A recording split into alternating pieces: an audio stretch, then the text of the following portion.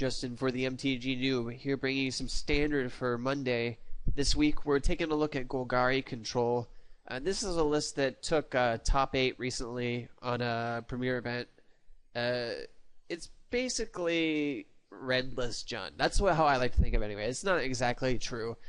The removal suite is pretty similar. It is running Victim of Night instead of more copies of Putrefy. It's also running Mutilate. What it's basically doing is it's relying on creatures that are either too big to be mutilated most of the time, or come back after they have been mutilated with Growl's Messenger or Thragtusk.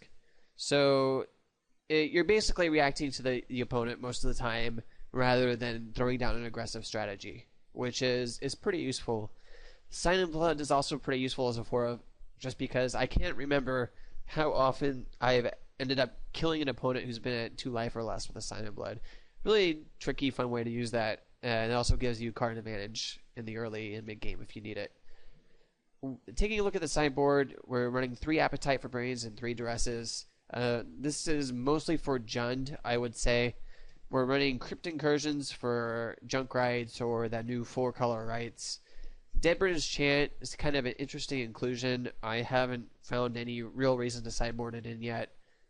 Maybe we'll mess around with it today and see if we can sideboard it in once or twice. We're running some Golgari Charms for Spirit Tokens, basically, in case we ever need to kill some Lingering Souls. Then we also have a 1-of for Underworld Connections, a 1-of of Severed Blue Light, and a couple of Pithing Needles. So let's go ahead and try and see how well this deck does this week.